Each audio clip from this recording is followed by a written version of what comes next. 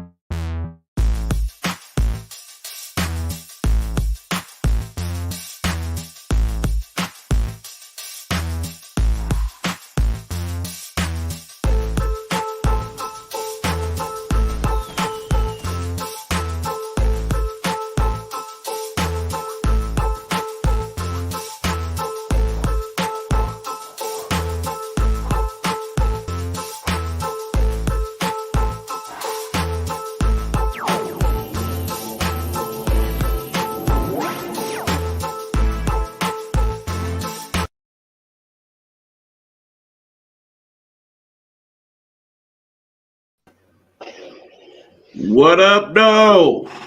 E-Buck in the building. What's going on, y'all? Y'all know what time it is. Once again, time for another rousing episode of this podcast we call Gametime Audible. Of course, I don't come alone. I come with the man with the master plan, the sports guru himself, that dude right there, Hugh Lee. What's going on, Hugh?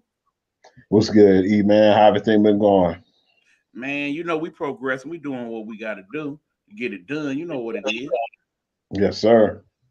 So without Yeah, further ado, people, we ain't going to hold you up today. It's a lot to discuss, so we just going to jump on into it. What you got for me, Hugh?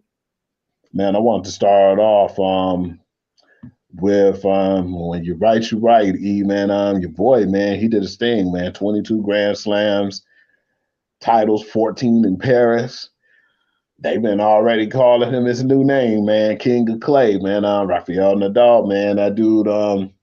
I think that's resurrected his career, man. I know that's when he usually do his best. I know he had bad knees and had a whole bunch of issues as of late, but just to go there and do what he's been doing and doing it at a high level, I just feel like, man, regardless if it's clay or wherever they do this tennis at, you still got to give them props, man, to do and have that many Grand Slams, even though a lot of people think he got advantage with the clay, but still, man, you still got to go out there and perform at a high level, no matter what it is. And yeah, man, I'm not surprised, but at the same time, I am surprised because that's a lot to win in one place and then to win that many on clay. I just don't feel like he could be touched, man. Whenever you see him face anyone now and it's on clay, I'm automatically will give him the heads up and I'm gonna give them the advantage. Well, that being said, you may not see him anymore this year. He did say after tournament that it took a lot to get him into a place where he could play. That foot situation is a lot worse than he has been letting people know it is. He is definitely not playing in Wimbledon. He's already announced that. And of course, I do believe Roger Federer has yet to announce whether he's going to play or not. But I really do believe that if you don't see him in the U.S. Open this year, he might be calling it quits, and Roger might be right behind him. So I think we're gonna see two of the three great ones packing in very soon. So that being said, for the greatness he showed now, I think it's only a matter of time before Djokovic takes over the lead in terms of all the Grand Slams. And I think his will be more a bit more of a thing because pretty much Djokovic has proven he could do it on all courts. Not that Nadal has not had other tournaments under his belt, but when all is said and done, you got to consider the whole who's doing everything everywhere.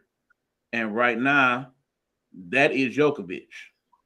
Nadal is definitely the best clay court player ever, basically the best left-handed tennis player ever, but the best ever, I can't give him that. I just think he had a great run, man, and the way he's had his run, we respect that and we give credit where credit due. And he definitely get his notice. We're gonna give him his flowers while he's still playing, but if he definitely decide to hang it up, him and Federer, man, I think that it's my man's a Joker time, man. I feel like you said, he's a little more versatile what he can do and where he could do it at. So yeah, man. He had a lot of stuff that was going on with him this year, but hopefully he could get it together. And I'm just really looking forward to it because sometimes when you see the old heads playing each other or they facing each other for so long, you definitely want to see the passing of the torch. And I definitely believe it's his time. And he was already starting to get noticed and starting to be to the point where he was the top and one of the best. And it's now time, man. I definitely feel like if they drop out, I already feel like he was better than most of them already. So this is basically give him an even bigger chance and a bigger platform to perform on because most of the other guys we're not even really too familiar with. Well, see, I think the bigger story right now is the fact that neither Venus or Serena Williams has signed up to play Wimbledon. They are not even anywhere on any of the lists to be trying to get eligible to play or anything like that. I don't know quite what to make of that one, Hugh. What do you think? Yeah, that's kind of weird. I didn't know that, man. Damn, you kind of surprised me with that one because I thought at least one of the two would have been there, man. And then one was usually a big ordeal, and to not even have any input or saying they even going to be in the tournament, yeah, that's kind of strange, man. Because you would like to at least see one of the two, man, if not both, for the most part. So Because you yeah, got man. and you also got to remember when you look at both of their titles and how they won them. Most of their titles come from Wimbledon. Both Serena and Venus have won more Wimbledon titles than any other title. So Yeah. Yeah, it's just strange to me, and I don't really know what's going on with that. Want to definitely look into that a little bit more and do more digging. But yeah, man, it might be to the point where they starting to feel like Federer and Nadal now, man. They well, just you got to feel like, consider, Hugh. It's very rare for anybody to play in their late 30s. Both of them are mhm. over 40 now. Yeah. Serena's So that's 40 and Venus is 42. So That's why I'm starting to believe it, E man. I'm starting to believe they looking at it like, definitely they got their lives outside of tennis. And every time I was looking up on Instagram, I see Serena playing with her baby and doing things with her and teaching her tennis, man. So yeah, she might be more or less looking and leaning towards the fact of just being a full-time mother versus, having to do all these extra things. And that's what they look at most times. Do they feel like going out and training? And at the same time, do they feel like going through all this? And, it's already a struggle to have to go through that type of situation when you're training and you're preparing, but then dragging your kid along, man. So, yeah, I think that it's that point where I believe the two are getting tired, man. They don't have nothing to prove. They left to this day, they still going to be the best in tennis, whether male or female. So, yeah, I'm definitely interested to seeing what's going to happen because of all, like, just imagine if all four of those, stars, legends just decide, man, we want to hang it up, man. That'd be a shocker to yeah, all. again, if you remember several months ago, I talked about this, you that we were in the end of the golden age of a lot of these great athletes, and now Yeah. starting to come to fruition. Especially when you Hmm. realize that a lot of these athletes now they have a lot of other opportunities awaiting them once they finally step away. Man, so many I mean, because being understand, like analysts. I said, I definitely can see Venus becoming like the lead person for tennis in terms of analysts and whatnot. She's very Mhm. well spoken. She has a knowledge of the game like very little or no other, and her sister as well.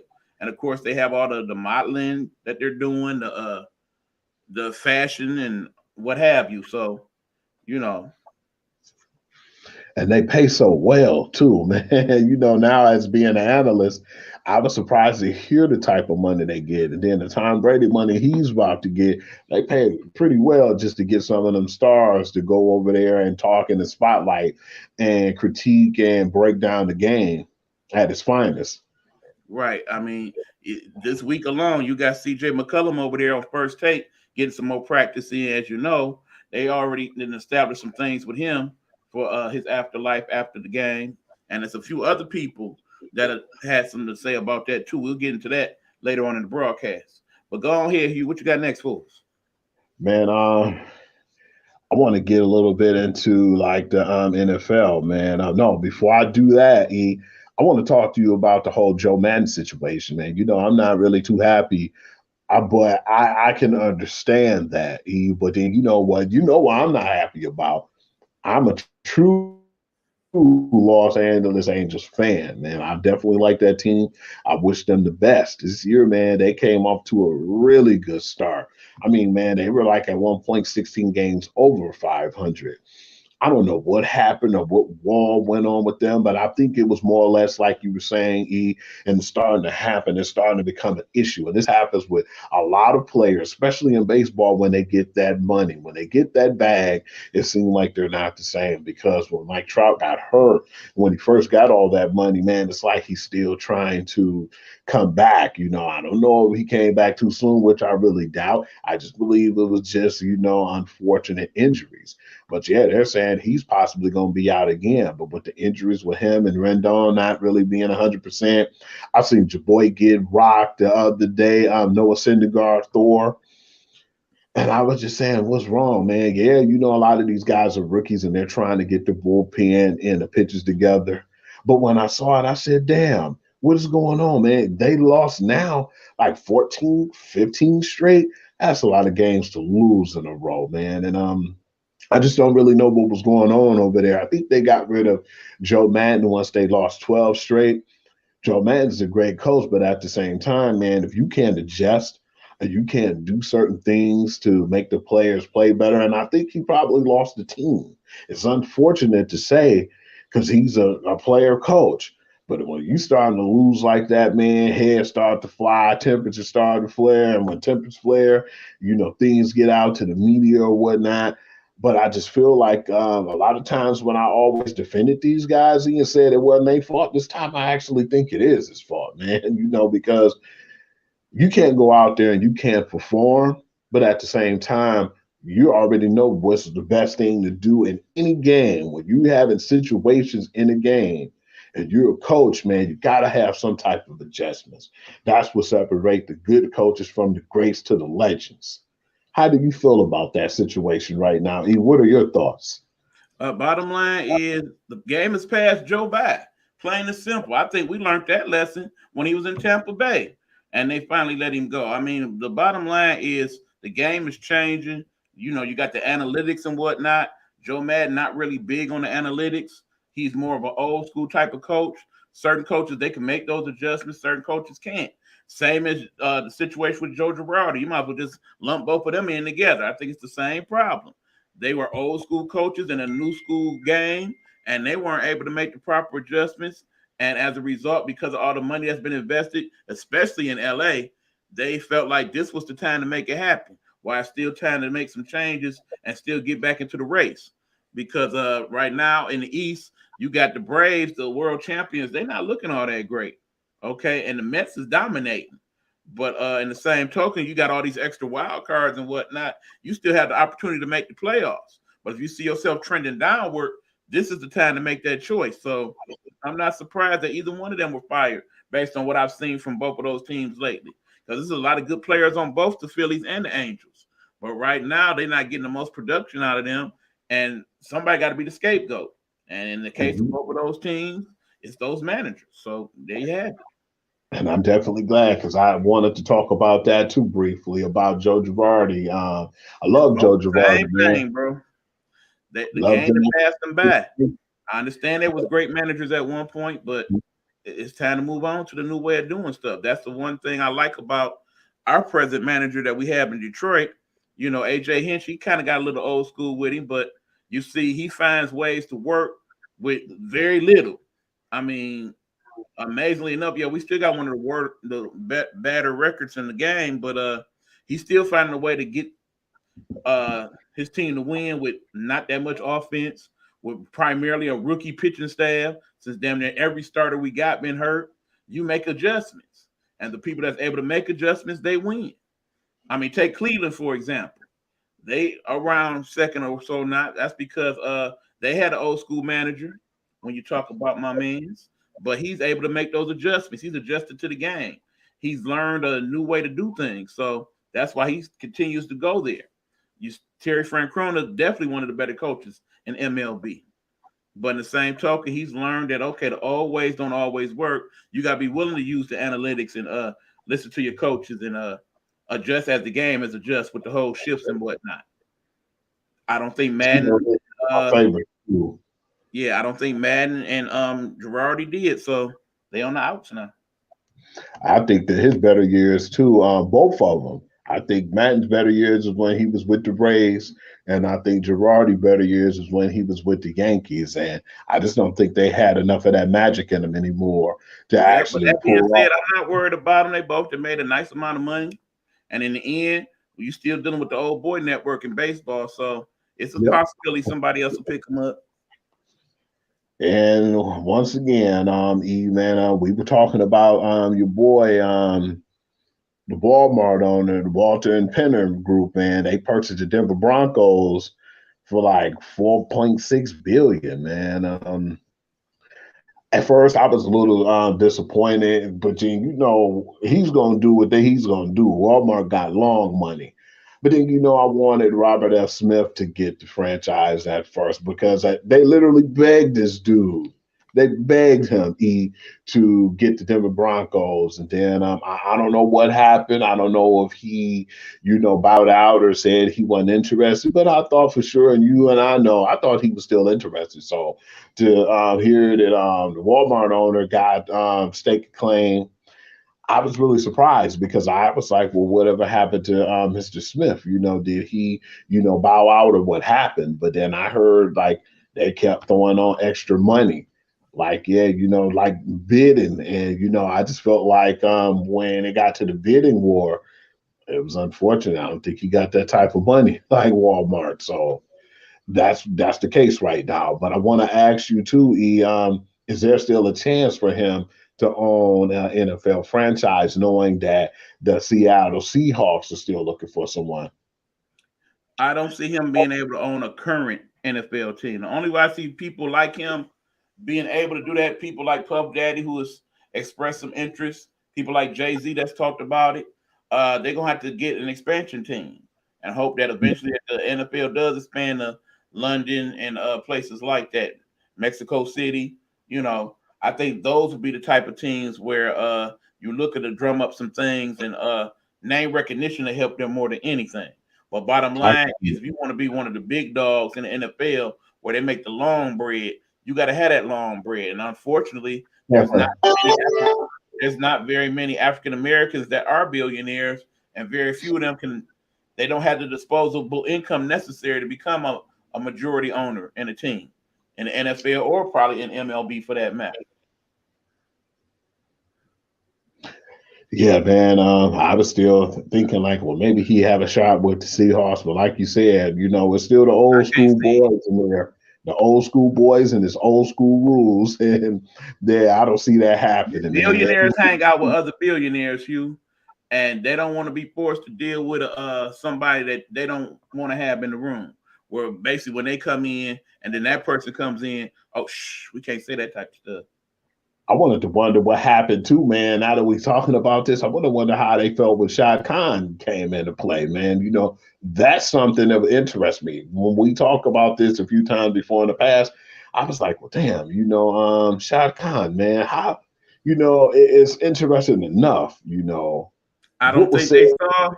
I don't think they saw him in terms of his color. They saw in terms of his bank account. And in And the end, he got that some guy of the got longest money. bread of anybody in the NFL. So big bank take little bank. Man, that dude paid to the point where his son wanted to just all of a sudden out of the blue own a wrestling company. And when he mentioned that, I said, "Oh yeah, I know who his daddy is. He got the money definitely to fund that and then some." So, And I'm so glad that you brought that up, Hugh. We will definitely get into that subject a little bit later on. That ties into something else that we're gonna talk about a bit later. okay. Well, yeah, man. I want to get some of the NFL stuff out the way, man. Yeah, man. Keep the ball rolling. Let's go. Way to hit that off the park, man. What you said, man. Leverage is a huge thing right now in this world in general. When people heard that Aaron Donald was considering and contemplating retiring, it was like a sigh of relief. It scared the Rams enough to say, "Hey, man, we got to keep this guy. We are not going to lose out on Aaron Donald. We got to give him what he wants." and he got a really hefty contract, 2 years, 60 million extension. And then out of nowhere, after that happened, his boy, like a couple days later, Cooper Cup just got broke off, got him an extension. They already had Matthew Stafford under refs. I still feel like the key cog of all of this was Aaron Donald, because regardless of the fact, no disrespect to Cooper Cup because he's a talented player, no disrespect to Matthew Stafford, but that team goes when Aaron Donald goes. And how do you feel about that? Do you really think that now that they have a chance to run it back as far as another Super Bowl and to repeat with this team that they have right now? It's in the realm of possibility. But again, like we talked about a few weeks ago, I seen it in the cards. I already knew how I was gonna play. When he did the podcast, that was him saying, "Yeah, it's time to pull my joker out." Okay, yeah, if y'all want me to play, I need y'all to pay. And note, soon after that, boom, boom, boom. Now who's the highest paid defensive player in the NFL with the largest guaranteed contract any defensive player ever got? He knew what he was Mm-hmm. doing. He had it all played out all along. And I'm sure he's happy. Kanye's happy because he signed him. And everybody in the Rams organization is happy because they know he alone manages that defense. That Yeah, defense is good with him. It's great with him in full effect. Because think about it. He takes on double teams, triple teams, allowing other people on that defense to absolutely. do what they do, allowing you to have to hurry up, throw the ball, and then there's Ramsey. There's your boy coming on in like, hey, what's happening? Time for the sack. So yeah, You know what? surprise. Cooper Cup, he was gonna sign regardless. Okay, Yeah, if he was gonna work out a deal where he made $1 and they gave him a $60 million signing bonus, he had already said he was down for the hometown. And not to mention, him and Matthew are very, very good friends now. They're getting along extremely well. There was no way if Matthew had to go back and be like, "Look, you can have some of this money back to get Cooper," then that's what we gonna do. So that comes as no surprise. They had to resign Cooper Cup. That was a given. with their rapport. It was a smart move, but it was the only move for Cooper Cup too. I feel like he even said and mentioned that, hey man, I don't have to have a really big contract, man. I just want to be involved with the team, like you said, try to run it back. And he was saying he wasn't to the point he was skeptic about bringing back Odell Beckham Jr. And he actually said he will embrace it. But crazy thing about that is right now, too, guess who got their hand in the cookie jar right now? And they're trying to reel in Odell Beckham Jr. One is the Saints, and you know his buddy over there, you Mm-hmm. know, Jarvis Landry, and the Right? other team is a team that you're already familiar with, the Cleveland Browns. No, he won't go back to Cleveland. That's not gonna happen. That ain't more you know discussed. why? That's a no. You know why I touched on that Cleveland situation, right? That's the next topic You, too. you, you got to remember when all is said and done, the reason why he chose the Rams over other teams that were going to pay him more money or feature him more is because his house is in LA. His homies, one of his very good friends, one LeBron James, located in LA. And right now, LeBron James, the newly minted billionaire of the NBA, he makes money. Okay. Whatever he do make money.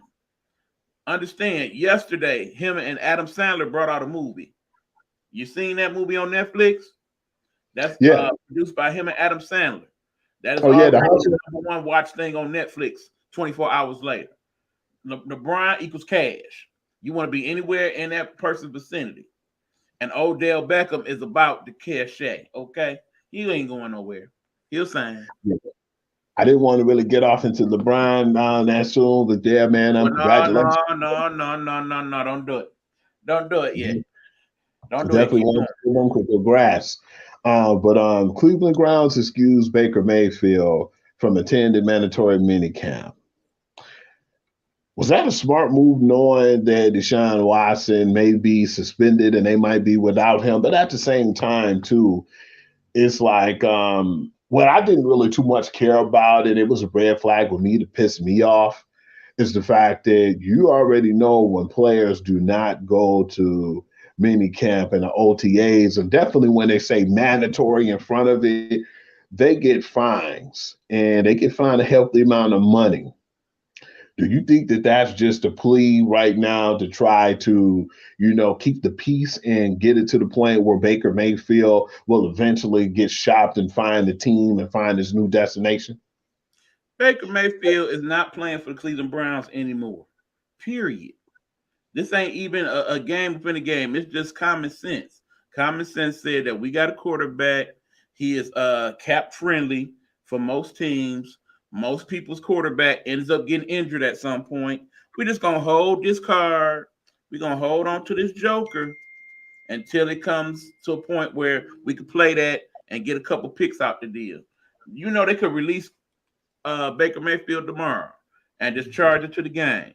They have not done that because they are determined to get something out of the deal.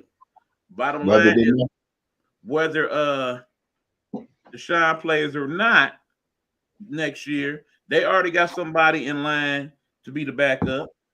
If they thought that, okay, well, worst case scenario, we'll play Baker again, they would have already re-signed him for a small extension. So that in the event they could have played it either way. Oh, well, Deshaun's good. Now we can go and let you loose. And, they have you under control for a couple years. But bottom line is Baker Mayfield's pride will not allow him to play.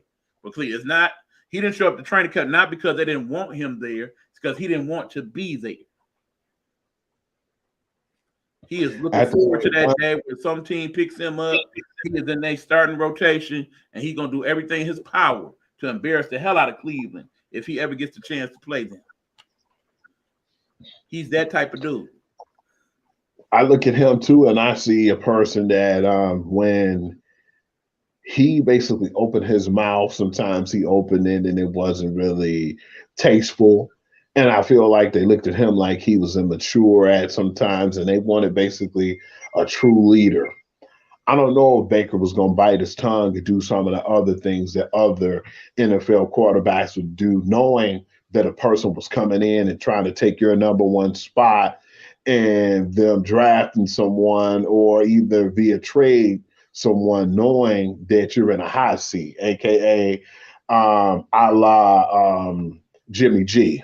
He was in that situation. I think he played it a little bit more professional, but at the same time, Baker Mayfield is not going to keep his mouth shut, or he's not going to back down when he feel like his strong beliefs, and he's going to stick to what he feel. I mean, bottom line is, sorry, Baker, you've been upgraded. Deshaun Watson is leaps and bounds better than you, bro. Deal with that. The difference between him and Jimmy G, though, however, is Jimmy G still in the mix. He ain't went nowhere. It's still a possibility that he may be the starting quarterback for the 49ers next year. That's just facts. In Cleveland, If that ain't not, happening. Baker's done. mhm. If not, I still think they'll put Jimmy G in a good position of where he could go somewhere he could start and at least try to succeed. But see, here's the thing. Even if Jimmy G goes to a team and he's not the starter, I don't think he is a problem. I don't think you're going to get him sitting there pouting and Jimmy G just going to accept it because bottom line is he's still getting paid what he getting paid. And Jimmy Yeah. G is cool with that. Plus, Jimmy G still look like Jimmy G. We all wish we could be making 30-something million with that type of good looks and carrying on. He ain't doing bad out here in these streets, trust me. Porn we star didn't Jimmy already see G, as him on Stephen A likes to call him. He we didn't doing already see fine. him on Subway commercials, and when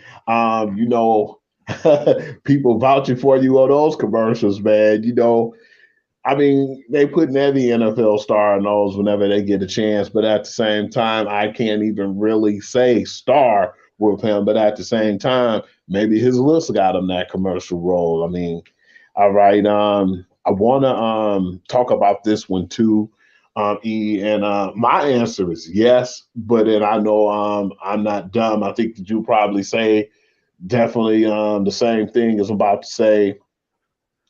My boy, man, you already know he's definitely he play an impact in my football in my history of watching football, because he's been my defensive coordinator on the New England Patriots for a very long time, and he had one of the better defenses and schemes, and it was like he really confused people with his defenses, and I think that was one of the reasons Bill Belichick had him aboard him, and one of my other favorites, Rob Ryan. But Romeo Crennel, man, just announced just recently that he was retiring. He have over 50 years of football experience in him. But what he's done and his impact in the NFL, do you still think it's enough for him to go down as a Hall of Famer? I'm not just saying a Hall of Famer, but I'm saying a first ballot Hall of Famer. No, he will not be a first ballot Hall of Famer. Let me tell you why. Primarily, most of his work took place with the Patriots, did it not? Yes. What was his position with the Patriots? Defensive coordinator. Who is the head coach of the Patriots? Bill Belichick. Before that, what was he? Huh? Before that, what was he? Who, Romeo Crennel? No, Bill Belichick. Belichick, defensive coordinator. How much credit do you give to Bill Belichick for the defenses that he had, as opposed to Romeo Crennel? Keep in mind, the reason why Crennel ends up getting kind of played in this is because after that, there was another young man he made defensive coordinator. Who was that dude? Was it your boy, Matt Patricia? The pencil, correct.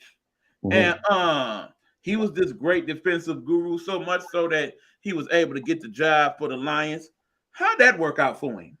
Not so well. And then you're right. I see where you're going at now, E. And then, okay, we also got to consider Romeo Crennel. He's had his opportunities to be a head coach as well, right?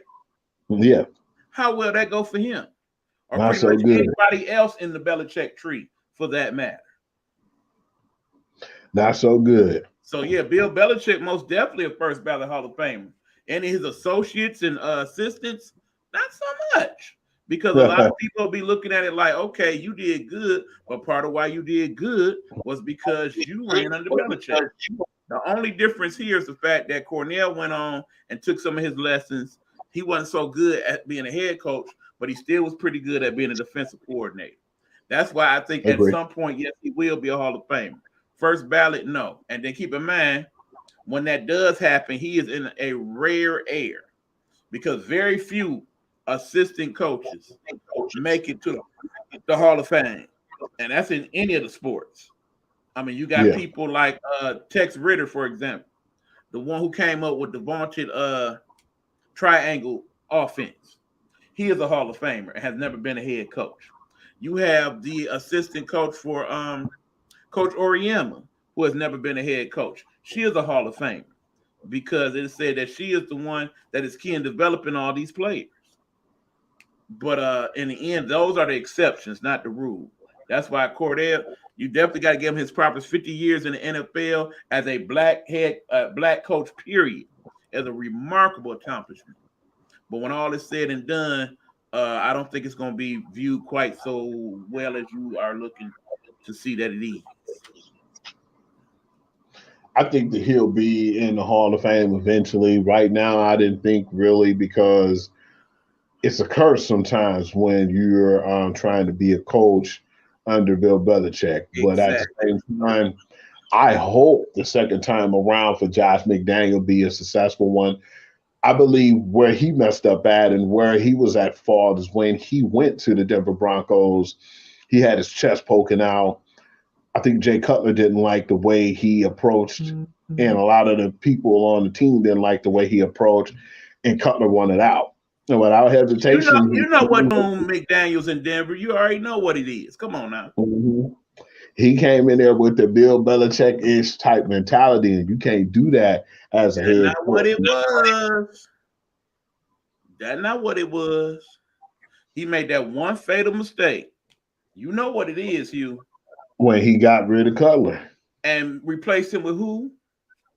What was my man's name again? I forgot his name. Timothy Tebow.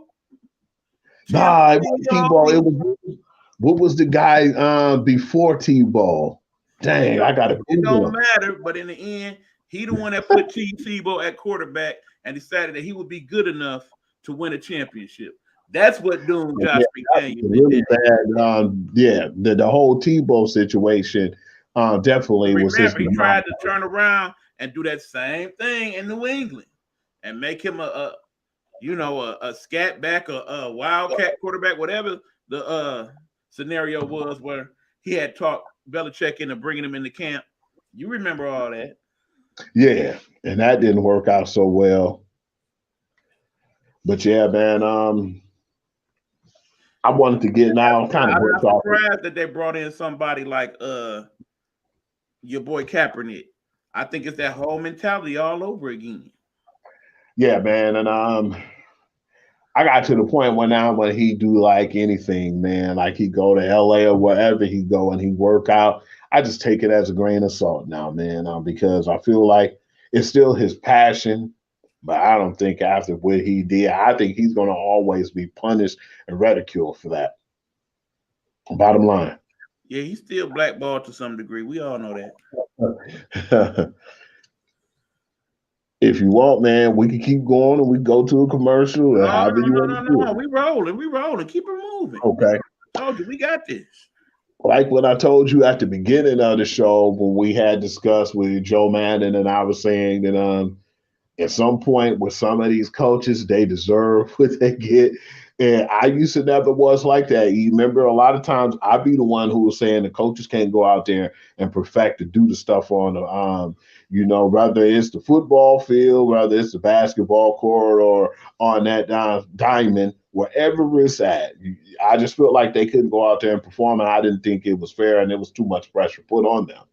But at the same time, I can't say that no more, E, because we're going to go back and we're going to talk about your boy Quinn Snyder, man, from the Utah Jazz, the head coach of the Utah Jazz, just in case people wasn't familiar with this man. And Quinn, man, had a good opportunity, E. I looked at this and I said, damn, man, Utah has always been laughed at, and people looked at them and said they were always pretenders. I don't even care if they had the number one seed or whatnot, because at one point they had the number one seed and they still didn't perform up to their, what can I say, up to their talent standpoint. And when you have a team with Utah Jazz, when it's the full roster, I'm talking about with Donovan Mitchell, Rudy Gobert, what's my man's name, Jordan Clarkson, and you have all these talented guys over there on your team. And you telling me that you still lose to them. And at one point, it was a Luka-less Dallas Mavericks team. You couldn't even win without Luka. You let my man Jalen Brunson come out and just light you up. We didn't even know this kid. I don't even remember looking at him on the roster and saying this guy's talented and he's a huge threat until Luka Doncic was out, and it was the Jalen Brunson show. And you lose to this team in the first round. I feel like when he resigned, I thought he was going to get fired regardless, because that was like one of the most despicable play of a head coach on any level. I told you, Hugh, he wasn't going nowhere if it was up to Utah. See, you forgetting the Utah factor in all of this. He is the coach of the Utah Jazz. The Utah Jazz has had very few head coaches. Keeping in mind that they had the longest tenured coach of any coach in the history of the NBA, one Jerry Sloan. And the only reason Jerry Sloan was no longer coach is because he got tired. He said it's time to shut it down. He could have been a coach till he fell dead right there on the court, as far as Utah is concerned. Do you know why, Hugh? Utah's something different. Okay? It's not like other NBA cities. It's not like other cities, period. They have a thing where they like what they like. They are very loyal, extremely loyal to a fault. That's why even when the Utah Jazz are not so good, you still get a full arena in Utah. That's why when you go to the Utah games and the BYU games, you still have packed stadiums because Utah people, many of them being Mormons, remember that they have a different mentality when it comes to many things, sports being one of them. But also remember that because you out there in Utah, outside of that team in the NBA, what you got, Hugh? Yeah, I They had to got a think baseball team in about Utah? No, sir. not too much. They have a football team in Utah? No, sir. They got the Utes in BYU, of course, Utah State. Do they have a Mm-hmm. hockey team in Utah? No. They should, but they don't. So yeah, they the only thing going. So that being said, win, lose, or draw, people going to see the Jazz. And as long as you're not causing too much of a disturbance, they want to keep you. So the reason why Snyder's not in Utah is because he chose not to be. I told you this weeks ago. He wasn't gonna get fired. I knew that. After 8 years, considering what he worked with, and that's all as far as they got, as long as they still were competitive, they was keeping Quinn Snyder. They liked that dude. They liked him as a person. That's more important in Utah than anything else. That they like you as a person. Understand, it was your boy who asked to be traded over there to Boston because his favorite coach was the coach at the time.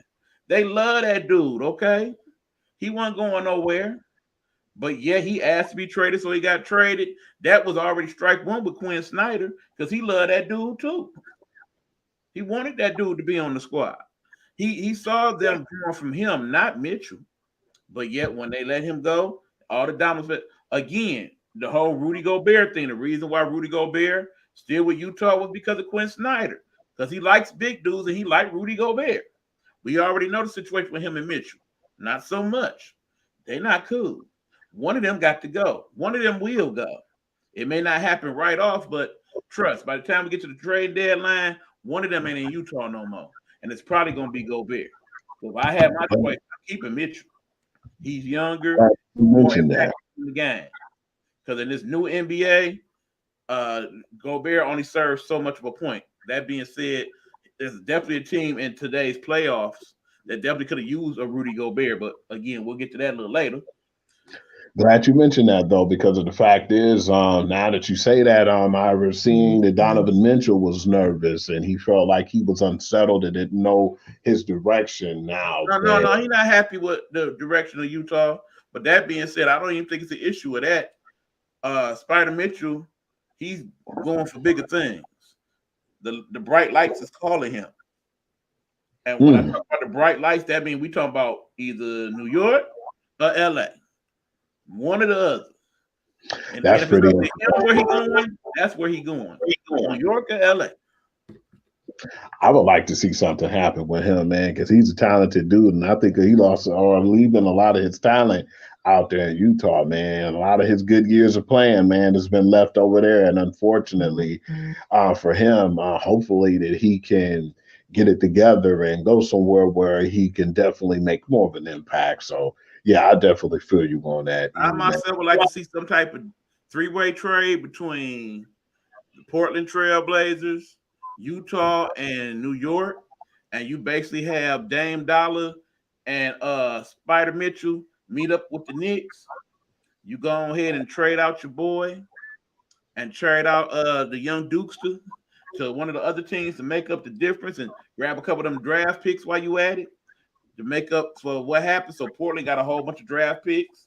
Utah get a couple draft picks. And then they get to go to New York like they want to finish out their career. So even if they don't win a championship, they're at least getting some of that extra bread in terms of endorsements and all of that. And I think everybody would be happy. Because in the Man, end, that'd people be so don't care. crazy They don't for care. As them. long as their team all right, they cool with it. Them two in New York could be crazy, man. I couldn't even imagine. Especially if you keep Randall. So you have those three in New York. Now we working with something. Julius Randle with them, man. Yeah, that'd be definitely fun to watch, man. I definitely feel like they'll put a lot more butts in the seat in New York, man. It absolutely would. Dame Dollar at the Garden. Come on now. Especially when they play Atlanta. So we got Dame against Trey. Ooh, Oh man, that's I made like TV right that. there. I like that.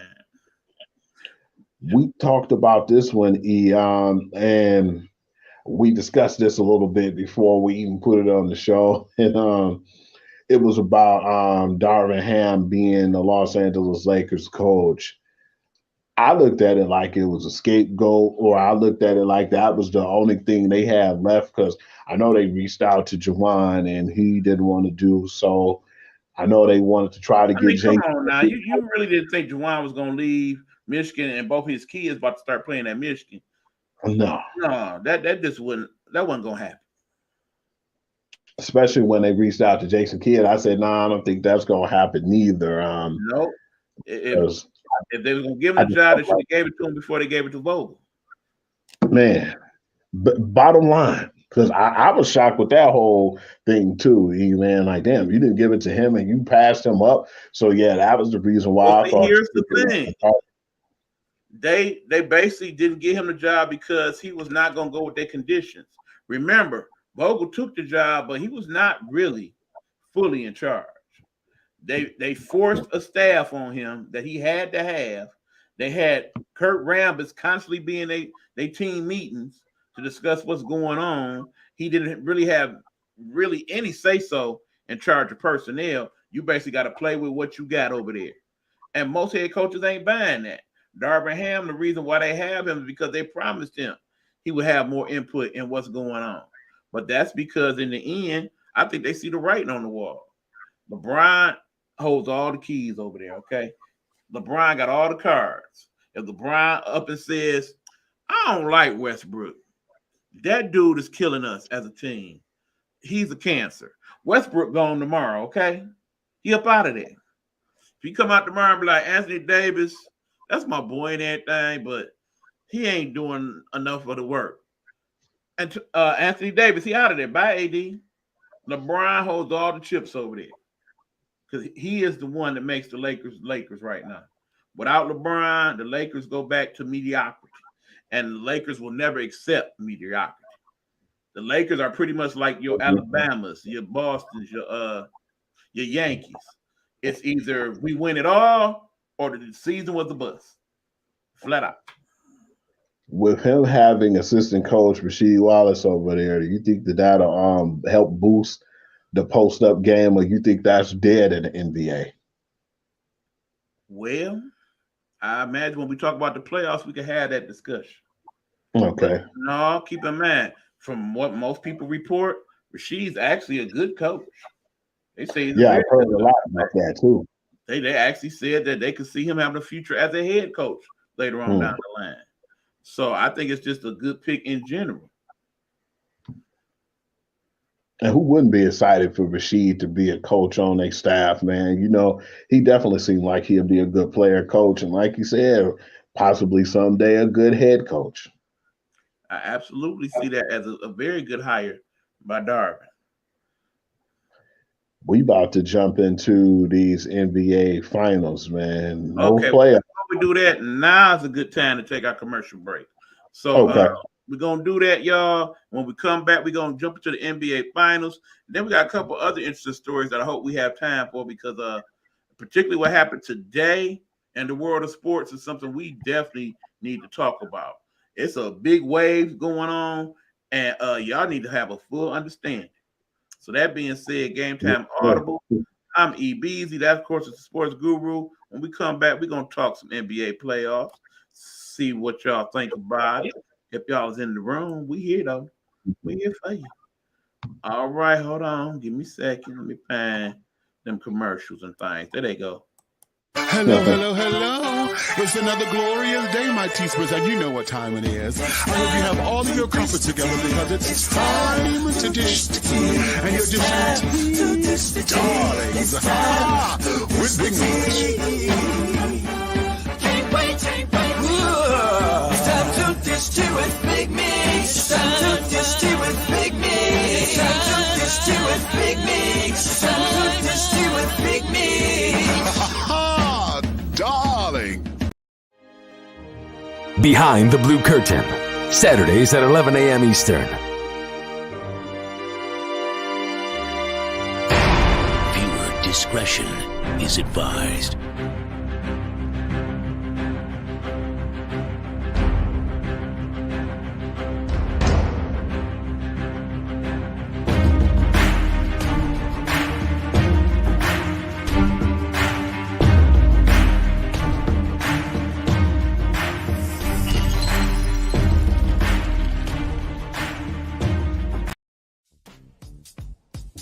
Have you been scrolling Facebook and looking for that quick sports fix?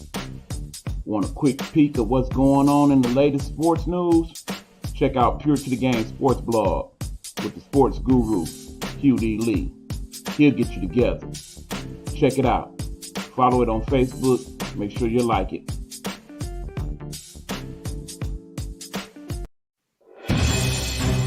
We're not asking for your permission.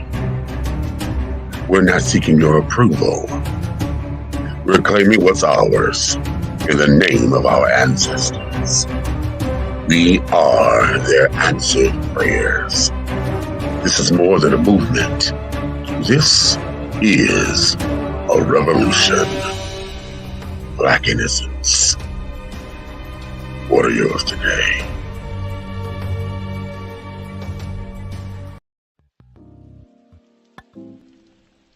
The views and or opinions expressed here on Gametime Audible is that of the host and or guests, and does not necessarily reflect those of the Nighthawk Network or its affiliates.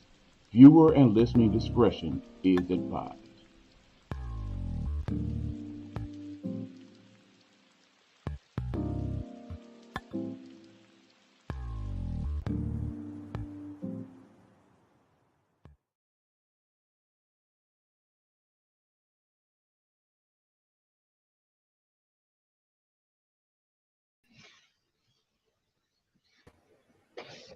What up, though, y'all? We are back. Gametime Audible. I am E-Buck the Nighthawk.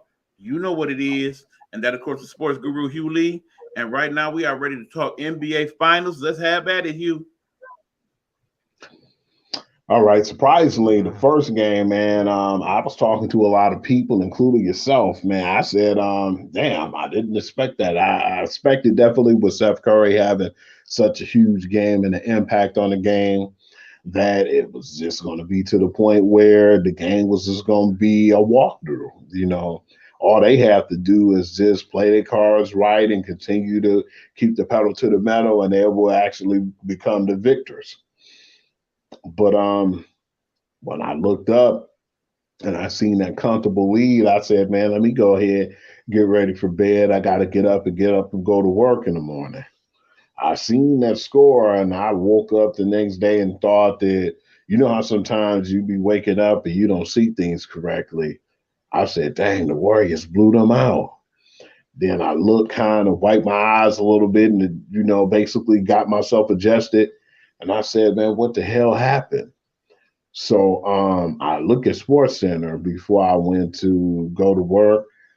And Boston shot like one of the most flawless fourth quarters I've ever seen. It kind of reminded me of Golden State. And I said, damn, they out Golden State at this point. And I was actually surprised because I didn't feel like that was going to be the case starting the game one. What are your thoughts on game one, E? Bottom line is, unfortunately, you didn't see what really went on. It's not so much that Boston out Golden State. I think what led them to the problems in game one was, one, the longer layoff did not benefit Golden State as much as you think it would have. That came into play. And two, and more importantly, they made bad second half adjustments, something that the Warriors rarely do. They are usually the more dominant team, particularly in the third quarter, because they make very good adjustments during halftime. That didn't happen. I felt like they sat Steph for too long in the second half. They did not bring him in, and by the time they did, they was already in trouble. I felt like they left Clay in too long, trying to get him to shoot his way out of this funk that he was in. But that was a mistake. Jordan Poole, he was not the factor that he should have been, and really hasn't been so far in this playoffs for the most part. And I just think that they did not utilize the bench well in game one. So that is why it came to that point. Boston basically did a better job of substituting and bringing in the right people for the moment. They made the better substitutions, and that's why they won game one. I looked at it too, and I said, definitely them having that gentleman sweep over the Dallas Mavericks. Like you said, sometimes it works out when you get that rest, but sometimes when you get that long rest, even if you're practicing and shooting, it's still not the same speed and motion of game time speed. and they're veterans. A lot of those guys are a little older, and but what surprised me though that just normally doesn't really happen like this. How Steph Curry came out just guns a blazing that game. He was guns blazing. It was incredible, and I said, man, if he keep this up, Boston's definitely going to have a slim chance in hell. And you're right, man. Boston with their defense, Dave adjusted. They were more physical, and they met him at the 3 point line and tried to make him, earn all his shots. And they were more contested because you seen how he'll get like a screen and just get a couple of inches, and he would shoot it, and he was shooting the lights out. But you're right, man. The Celtics make the adjustments. Golden State didn't, unfortunately. Now we're about to hit off into game two. Hold on, before we do that, another very key thing in game one, let me not forget that, was the play of the old man Al Horford. He had 26 Man. that game, and they had no answer, and they really don't have any answer for Al Horford. That is part of where we are in the whole playoff issue, but we'll get to that when we get to game three. Game two, you were saying? Man, we could even continue off of that, because he shot the lights out, man, and he's had some fountain of youth gameplay in the series, man. It all started when we talked about when um Antetokounmpo, when Giannis Antetokounmpo said what he said, I don't know what he said. That lit a match under this man, and every now and then you'll see that fountain of youth out of Al Horford, man, and he's definitely been playing very consistent, and it was definitely surprising to see. But going into the game two, I felt like they had their legs under them, and that layoff wasn't a factor anymore. And it was a good game at one point. I was enjoying it about halftime, but after halftime, like you said, man, Golden State did what Golden State do. They made those third quarter adjustments, and it was like once it got to the fourth quarter, Boston ran out of gas. Tatum played okay. Jaylen Brown played okay, but I was really surprised too because their leader, their Draymond Green on that team, and Al Horford didn't show up that game, man. They really were MIA, and that cost them because you feel like all their guns have to be blazing, man, because there's too many weapons and there's too many people who could get off on Golden State. And I just felt like with Boston, they didn't have enough people. And you see a lot of times that happened in that Miami series, man. The Miami Heat, some guys showed up and some guys didn't. And if they continue that, man, it's going to be the trend. But a lot of people feel like this now will be like going to a game seven. But I still feel like all Golden State have to do right now is win in Boston. Well, see, here's the thing. Like I said, game two, yeah, definitely you got more of Golden State being Golden State and doing Golden State things. Again, I do admit that it probably would have been even more of a blowout if not for them, again, trying to get Clay to get on. But as you see, that probably was a good decision because in game three last night, he played a lot better. Otherwise, that would have been a worse score than it was. But all that being said, we start to see some of the glaring discrepancies. Bottom line, when you don't get Marcus Smart going full bore, that's what happens with Boston.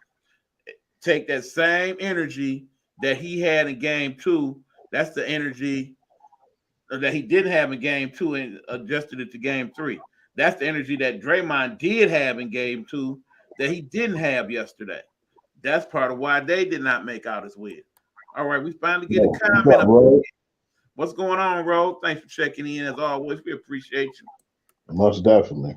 But yeah, I do believe that's why those games, I mean, game two and game three is pretty much the same thing, but a couple exceptions. One, obviously, who won, but two, we start to see some things that's going to definitely be a big problem for the Warriors moving forward. One, Boston has finally figured out that, yeah, we taller and younger than these guys. We can outwork them if we put our minds to doing so. I think all Boston was thinking going into Golden State was, let's win one of these two. So when game two got there and the third quarter jumped off and, you know, they looked up and there's the score, they had pretty much tapped out. It was a different story last night Because again, Golden State was Golden State last night in the third quarter again. They took the lead and everything. But the difference was last night, it was like, you know what? Not tonight. We ain't about to punk out. We at home. We got this. It seemed like those guys ran out of gas too, like you said, because they kept the pressure. They kept going down court. Like you said, Jaylen Brown and Jason Tatum played well together, exceptionally well. But what surprised last night, most definitely, but we definitely got to acknowledge the fact that Jason Tatum is definitely hurt. It's something wrong with that show. Something's not right with that guy, man. But I definitely seen because he wasn't going full throttle like he normally could. He couldn't really get to the rack like he normally do. And I said, yeah, that's a problem. Like I said, you constantly saw him doing this throughout game 2 and 3. It's definitely some problem with that shoulder. That shoulder. Mm-hmm. He grabbing on that shoulder because he had that issue when he got hurt in the Miami game. Which one was it? Game 3, I believe he hurt his shoulder. I think Jalen and Draymond are going to fight one of these games. Either Jalen or Draymond, or perhaps Draymond and Williams, because he definitely was looking to get into the heads of both of them. And yeah, speaking of, man, Williams been injured a lot of the series too, coming into this ball game. No, I'm not talking about Robert Williams. I'm talking about the other Williams. But yeah, he definitely was a very key factor last night. Yeah, absolutely, man. His defense and just him and his, just the way he played the game. They needed an enforcer like that in Boston. Yeah, you have your Marcus Smart, who's the vocal leader. But when you have Robert Williams, who to me came out of nowhere, man, when I started seeing his play, I felt like that was exceptional for them, and it was going to be key for them going far if he could stay healthy. Because don't you notice mostly every game that they beat Miami, he was healthy. Him and Smart were playing. And I felt like Smart played a little better, too, as far as his energy. And, he went old school. He knew he was a bigger and more physical, guard, and he backed down, Steph Curry. He'd shoot over the top of him. He played a good game, and he showed that, he might not be able to put up crazy points, but he did better, and he showed up that game. And at home with them is something that you put up on your Facebook page. You and Pride were talking about and discussing it, and I said, yeah, because I looked at it and it felt like Golden State was just going to run through, and it was going to probably be a legitimate sweep or whatnot. But when you see what the home court does for them and how they play there and the energy of their arena and how that plays a huge factor, they're damn near, man. I'm going to call Boston the TD Garden. I basically call it like a 12th man, how it is in Seattle, man. That's how raucous their crowd get. And yeah, man, it's really second to none when you see that team and that passion when it goes to their crowd. And that definitely helps out a lot too as well, man. That can help in any momentum shift. And I just feel like with Boston and their defense and how good they are on defense and how physical they play. But you're right, man. Draymond's going to fight somebody, because I remember one play where Draymond got I don't even think they called a foul, but he got to the point where he got to Jaylen Brown.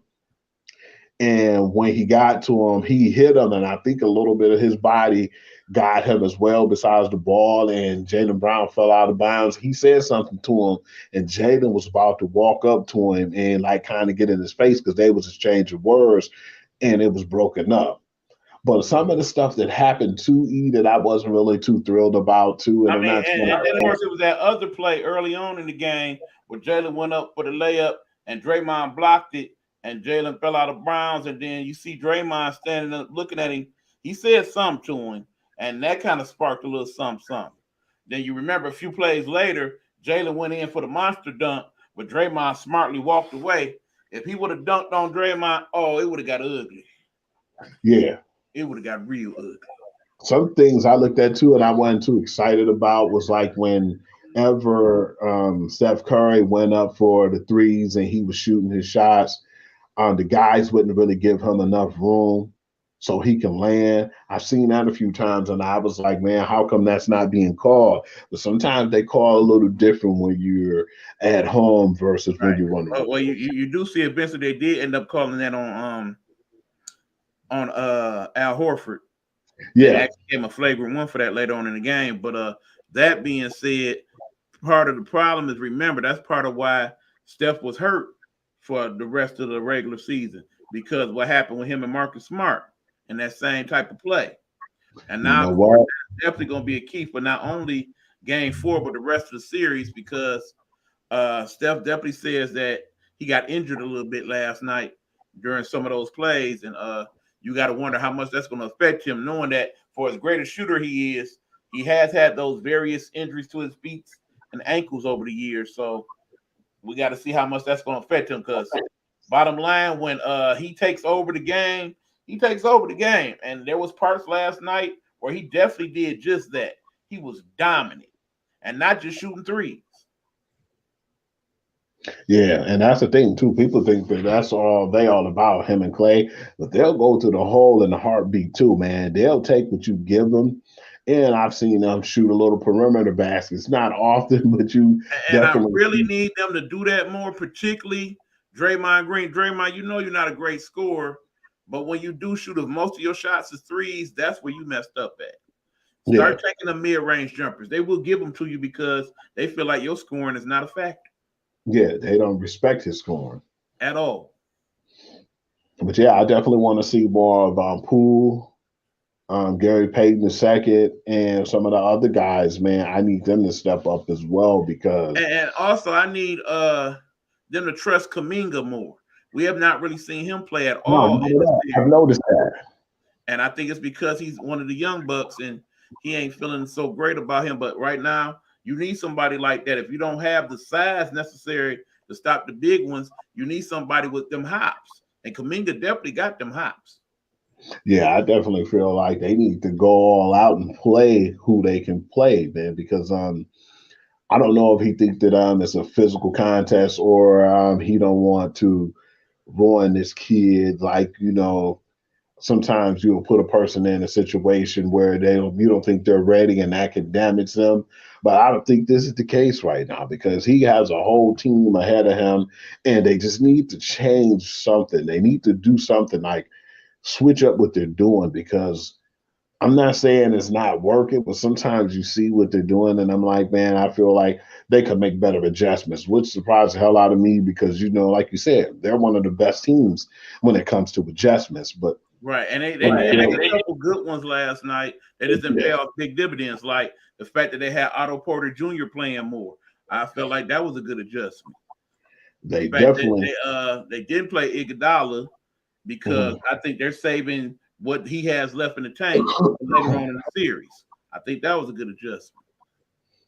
I definitely feel like too that being said, you have to give credit to Boston Celtics coach, man, who we were really hard on earlier this year. We didn't feel like he was a great coach at all, especially when they were losing. We questioned him. We was like, man, we didn't know the hell this guy name was.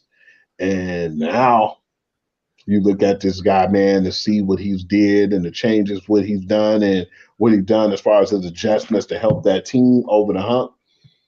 Man, I was definitely glad to hear him talk. And Marcus Smart mentioned something before, and he said he gets on us even if we're doing well, and he let us know that it's not good enough sometimes, and he'll basically challenge us because he said Marcus Smart did a bad play. I think it was in the last series or whatnot. And he was like, he'll come up to him and still coach him in the game. Like, what the hell are you doing, man? You got to do better than that, man. The team needs you. You need to step up as their leader, and you need to do better as far as your gameplay because they're only going to do as well as you perform. So you need to step it up and take it up a notch.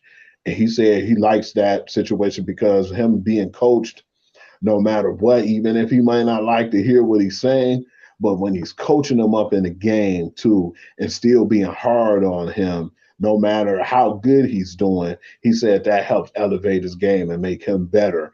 And I think that's what's something that we didn't really hear too much about with Boston Celtics coach. And to hear your main leaders like Marcus Smart and other guys go to bat for him and say how well of a coach he is and how he helped them in their gameplay to adjust to a higher level, it definitely makes sense that when now you see how well they're playing and what they're doing, you got to respect him and not only respect what he's doing, but the adjustments he make.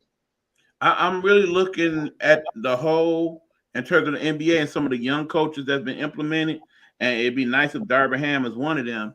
But there are definitely some good younger coaches, and they are definitely showing that they have a grip on this new NBA and how it should be played. I mean, when you look at him, Monty Williams, of course, our boy Willie Green, and the Yeah, like, I'm starting to see a lot of good coaches that understand that this NBA is different and they have to relate to the players differently. And because they have been players or been around these players a lot, they have the cachet to, talk to them in a way that they all buy in. And I think at this point, that's definitely what we're looking at in terms of Boston. They have definitely bought into what the coach has been selling. So yeah, definitely got to give him credit for that. Win, lose, or draw in this series, he has done an excellent job this year with that Boston Celtic team. where did Emi Udoka come from, man? That's one thing I wanted to ask you. That I had to do some research on. I'm not really sure. I know he was one of the assistant coaches last year for Boston, if I recall, and they basically promoted him up. But before that, I hadn't heard of the guy myself. Yeah, because it's strange too, regardless of the fact too, when you look at it. Because when Brad Stevens stepped down, I was like, man, well, actually, when he got that big position, when he became one of those GMs and one of those guys who were, above the game itself, I think that basically don't even really get paid a lot of attention to as well, man.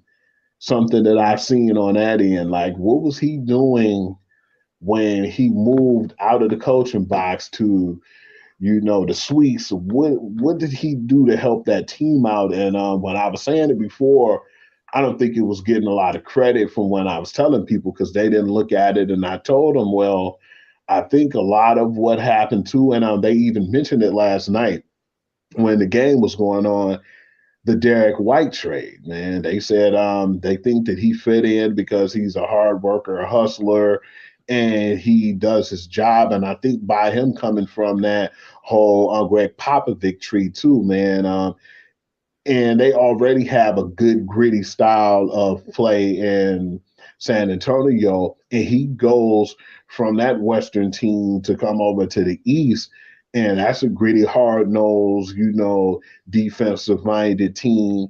I thought he fit in quite well because I'm not saying he's a world beater or anything, but I feel like he does enough to help them out. And as far as his defense, and sometimes he might put up a few points, but I felt like that was one of the sparks too in the trade deadline that helped them to actually get to the point to where they are. And I'm not gonna say it's all just him. That whole defense and the Robert Williams showing up, it just everybody collectively really contribute to that. But yeah, man, I think that as much as I was disappointed in seeing the Golden State loss, but I haven't really gave Boston Celtics and their coach, Emi Udoka, I didn't give him a lot of credit, which I had to start doing now because they played so physical, and it definitely am wearing out Golden State as well, man.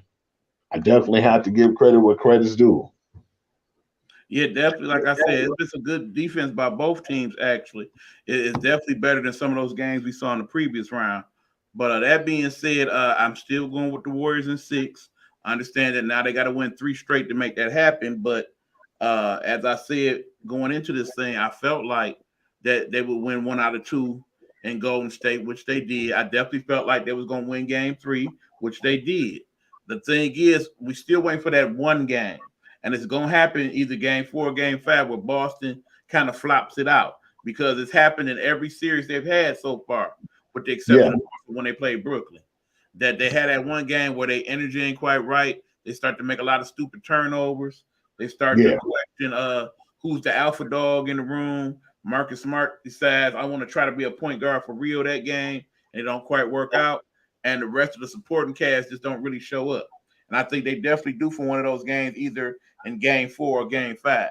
The key now, of course, is the health of Steph Curry and Jason Tatum. If at some point their injuries get worse to where they can't play, that's definitely going to be a big shift in terms of how the series goes from there. Yeah, because that injury would just like his Steph Curry's ankles and the shoulder injury as well with Jason Tatum, like you said, because we knew he wasn't all the way there yesterday. But to have those two injured, man, it's a travesty because you want to see them play at 100% health, but at the same time, just like in basketball or baseball, once it gets to like the playoffs and to like the finals and whatnot, you're gonna have players who's gonna be injured and they just got to push through. So Right. I'm hoping that they don't overdo it because if Tatum's hurt too bad, I don't want to see him play and get hurt. But then I know this is the championship, and him and Steph Curry, man, they're going to suck it up, and they're going to go out there guns a blazing until they can't no more. So, yeah, I'm Right. definitely interested. Bottom line, what I'm looking at is if Milwaukee had been fully healthy, we'd be looking at them right now. And if they were fully healthy, even if Golden State was, there was no way they was going to beat the Bucks, this Golden State team, because they don't have nobody on that squad that can stop Giannis. No, not at all. And in the same token, if Phoenix had been fully healthy throughout the playoffs without Booker getting hurt and all that, I think they would have made it to Golden State and they would have beat Golden State, and then we would have had the rematch, and I think the Suns would have beat the rematch with the Bucks. But because those things happen, this is where we are. And then again, it may very well be an injury that decides what happens here. I hope not, but it's possible. And we got a few more minutes. I want to kind of throw some quick hitters in there for you right quick, Hugh. Can we do that? Yeah. First of all, I definitely got to talk about the big story of the day that's not involved in the major sports. That's what happened in the world of golf. There is this new golf league for those of you who are not familiar. It is called the LIV League, or the 54 League, if you will. It was started by a man in Saudi Arabia and basically being backed by the Saudi Arabian government. So that being said, they have large cash, big money to invest into the game of golf and into certain tournaments, not only here in the United States, but around the world. And basically, the ultimatum that was given to the players by the PGA is like, if you enter this league, whatever happens, happens. We can't guarantee you or nothing like that. So the thing is, this league has been reaching out to the major players in the world saying, hey, we'll pay you just to show up. And then on top of that, we got bigger purses than some of your PGA Tour events. So sign up with us, get the signing bonus, and let's go. So now, of course, they reached out to the biggest player in golf first, Tiger Woods. Tiger declined them. I think primarily because of his injury situation. That is why, unfortunately, he won't be playing in the U.S. Open next week. So between that and some of the major people not going to be there now, I think that's going to definitely hurt the ratings of the PGA Tour in general, but definitely next week for sure. But the thing is, a lot of the major players, like the number one player, ranked player in the world, that being Dustin Johnson, he signed on with LIV. You got Phil Mickelson, he signed on to LIV. And based on those two signings, they were able to get several other people of note, such as DeChambeau, to sign on. And they have signed on for millions upon millions of dollars just to play in these events. So as a result, the PGA has determined that we're going to suspend you until further notice from playing in any PGA Tour events. Now, I think what boils down to is we got something that has not happened in major sports before in a long time, where there's been a rival sport that come along and say, hey, we got money, let's do this. Remember, once upon a time, the NFL was not the NFL. It was the AFL and the NFL. But the AFL, they had owners with bigger bread. So they, in turn, decided to link up and make a better league. Right now, we got, of course, the NFL and the USFL. USFL is trash.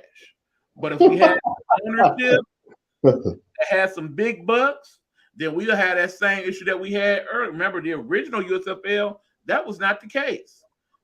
They did Mm-hmm. get some of the better players to come out of college and come over there. The Herschel Walkers and the Doug Flutys of the world. They went to the USFL instead of going to the NFL.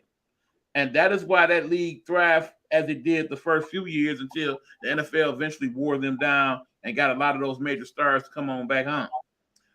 Understand, if this works out for the LIV League, which of course part of the lure of it is the fact that they're playing 3 rounds instead of 4 rounds in these tournaments. So it's not a 4-day thing. And even if you don't win, if you are like the last place winner, they're making like top 40 money for even last place. So if we can find some way to find other ownership to say, hey, I'm going to make a rival league to rival the MLB or the NHL, for instance. And because we got that kind of money, money talks. And it most definitely talked to Phil Mickelson and the like, okay? And the PGA ain't happy about it. That's why they suspended them indefinitely. But that being said, that, of course, leaves the door open because they're hoping like hell that this LIV league does not do well. What's your thoughts on it, Hugh? Think that's pretty messed up, though, man, that they will suspend them for that. I look at it and I understand the PGA has been the major, league of the sports of golf, but that's crazy to even see that, man. To even get mad and say y'all suspended because of that. Like, what's the purpose? Do you think that they're just a little bit of animosity because of the LIV is actually competition, or they're definitely saying, hey, this is the way it is. You either play with us or no one else. Well, part of it is that. Part of it is the fact that because of being backed by Saudi Arabia government, and we know that in the past they have had some atrocities take place in Saudi Arabia that America just kind of just turned a blind eye to because we get a lot of our good old oil from them, and we also sell a lot of our goods to Saudi Arabia. So we kind of want to keep them on our side of things. That comes into play. There have been talks about, okay, how can you support this league when the atrocities they have against women and minorities, for example, et cetera, et cetera. And, Milson basically said, it's not about those types of things. It's about playing golf, and they're trying to support the game and do some things that's a little different, and we should embrace it and, let's see where it goes. Bottom line is I see other PGA Tour people weighing this option and probably deciding to do it depending on how well the tournament goes. Keep in mind, they had their first tournament today, and they'll be talking a lot about it these next few days. So definitely check it out on your sports centers or your CBS Sports Network or wherever you get your sports from. I'm sure he will keep you posted as well in the Pure to the Game to let you know what's going on. Couple more quick things that we're going to head out. One, I'm definitely not so happy with the sports guru because he has missed one of the better sports stories of the year. He has not reported on it enough, so I'm going to mention it right now. The Oklahoma Sooners, who are, as we speak, playing in the College Softball World Series and have been very dominant throughout. Understand that they've had one of the best records in the history of college softball this season. So far, going 57-3. Yes, they did lose to UCLA, which he, of course, did point out in the Pure to the Game blog. But as I pointed out to him, that's the story you get from this. We talk about one of the best softball teams ever. And you want to point out the fact that, yeah, they lost to Brady, to Brady's people. If not for Brady's people, would you have not been paying attention to that game, sir? I look at it and it's like Oklahoma's to the point where they're already in a league of their own. I'm just surprised that they actually lost one, man. Like, I was stunned whenever I seen my squad Alabama lose, man. Even though I felt the like Yankees lose sometimes. Mm-hmm. But Oklahoma is very dominant, like the Yankees is. That's why I'm surprised you're not in support of this team more. They are very dominant, particularly, and they got to line up their rivals pretty much any MLB lineup in terms of the power that they put out on the field. Not only are they 57-3, it's the way they won many of those games. They've pitched multiple no-hitters. They've basically. How many was it? Was it like 7, if I'm not mistaken? I think it's even more than that. They've had a couple perfect games in that, in fact. But they also have mercied several teams. I mean, crushed them. Look at their last 5 games alone. in this College World Series. Let me tell you some of the scores of those last 5 games. They played Northwestern. They beat them 13-2. They played Texas, beat them 7-2. Yes, they lost to UCLA, as you pointed out in the blog, but then they turned around and beat UCLA that next time around 15-0. And last night they won 16-1. And I'm going to check in right now because they are playing as we speak, or that game may actually be over. Actually, it's 2-2 in the fourth right now. So Texas trying to hold on. But I think more than likely we are looking at them being the national champions after tonight. And one of the most dominant seasons that any team has had in the history of college anything. And you have not posted enough. You ain't been checking out enough. They got the most dominant home run hitter in the history of softball. We can't get no story about that, Hugh. What do you mean? Man, I haven't really been checking in on it that much. I mean, I looked in on them, but I haven't checked in on it as much as I could. They are doing it for the money, not for the love of golf. Talking about the LIB League, absolutely. But yeah, the thing is, the viewership of college women's softball has gone up this year. Several markets are checking in, and also several sports networks have been playing some of these games on the network. So shout out to them for embracing more women's sports in general. But definitely you got CBS Sports Network and ESPN that have been showing a lot of women's sports in particular, but definitely the softball. They loving it.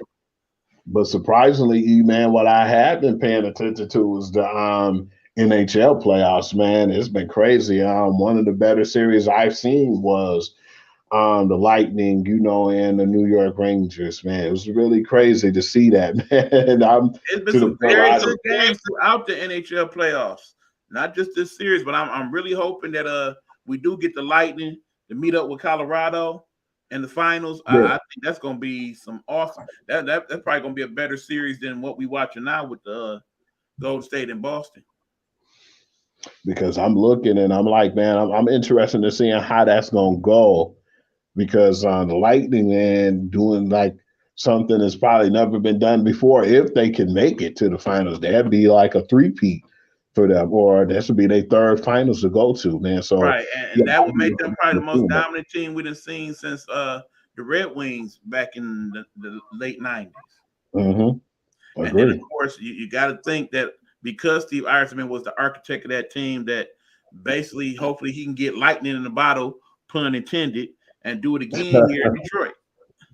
Yeah, man, that's what people hoping for, and that's what they wishing right now. Hopefully, he could do that, but if he can't, man, I mean, just because who he is, man, we're going to definitely ride with him until we can't no more. Right. Okay, one last one, and then we got to go ahead and go, y'all. We already a little over the time.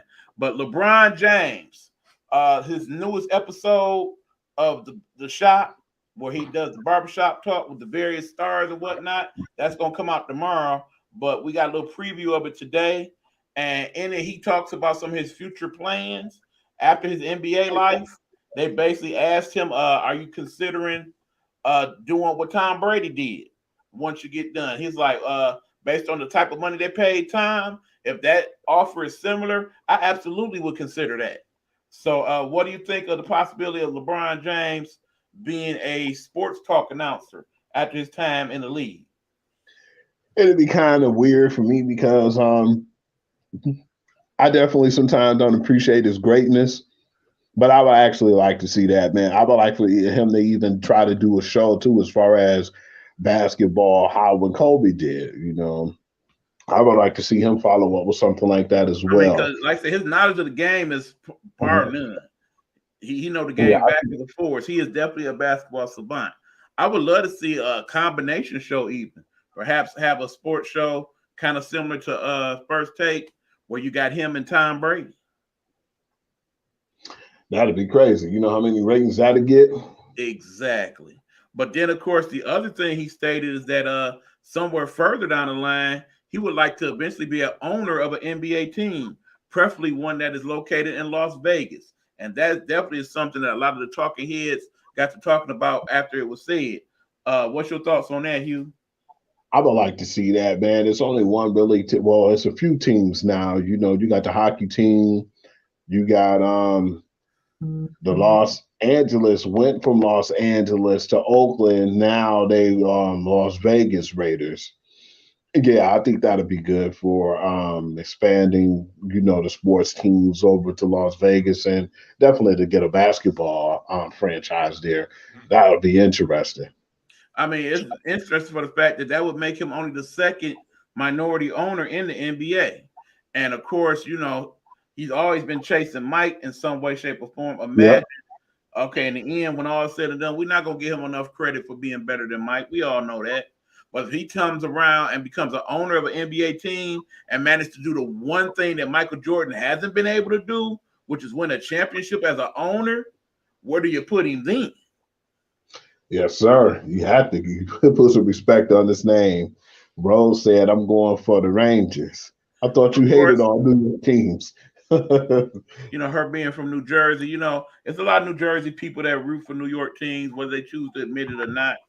They said, if I remember correctly, wrote a lot of New Jersey people are closet Mets fans, from my understanding, Mhm. because of their close proximity and the fact that in Jersey you just taught to hate the Yankees, period. But all that being said, we are out of time. There are so many good things going on in sports. I do hope y'all check them out. You may not always have the time to find a way to do so. I wonder if there's a way that we can kind of make up for that time that we don't have to invest. You know of any website possibly that you could find that information at, you? Yes, sir. They can find it at the purity of the game. I'm always available trying to put up whatever's spicy out there, man. I'm just check me out. I like the interaction and I like when the people come out and they basically, you know, voice their opinion on certain things too. I definitely appreciate all the people who's been interactive with me and just hit me up. You know, whatever you want to talk about. You can, you know, even hit me up on my messenger. And if it was something that you feel like I have interest in, let me know. I'm definitely not gonna show no shame in my game. Whatever's out there and whatever's hot it needs to get that publicity, let me know. I put it out there. Okay. Well, you know, of course, I definitely want to see some more WNBA results posted, sir. But also, every now and then, let's get a little bit more boxing going on. I want to know what's going on with the Earl Spence and Bud Crawford situation. Is that fight gonna happen or not? Yeah, we could do that. I definitely don't have no problems with the boxing. I haven't really been checking it out too much, but I can definitely look into some of the fights on there and, you know, give it more exposure. You the sports guru. You supposed to check out all the sports, homie. That's what we I be got to trying do. to, man, but You the sometimes man I with just the don't be master having enough plan. time. We believe in you, bruh. But Damn. nonetheless, again, y'all, here's the deal. We're gonna be back on next week to talk more sports. That's probably gonna be our last edition of the Game Time Audible for this season. We will then take a hiatus because it's summertime and it's getting kind of busy. And I want to retool a few things and make some more promos, make us a new open, all that type of stuff. We got to get some more crusty pictures of us to throw on so we can throw it in the mix. I need to work on some of my bug beats and we're trying to work on Project House and all that. We busy around here. And sometimes we get so busy that we ain't doing all the other stuff. So we're going to take a few weeks off after next week, but don't worry, y'all. We're gonna be back. You're gonna catch us probably about the week after the holiday of July. And then we're gonna be back talking more sports. You know that's the dead zone anyway. So ain't gonna be much going on after the finals. Unless of course you are just gun ho for the USFL playoffs at that point. I think I'm gonna pass on that one. I will be passing as well. So that being said, y'all hang in there. And like I said, we'll be back next week. Talk sports with you guys. Until then, y'all be safe, be blessed. Any final words, Hugh? Man, thank you for joining us, man. Appreciate all the love and support. All right, y'all. Y'all know what it is. All right, Hugh, where the fingers at, man? You know it's about time to throw them boys up. Wait for it. Wait for it. Still wait for it. Wait a minute. Where my stuff at? There it go. Where my fingers at now? Marla. See y'all next week.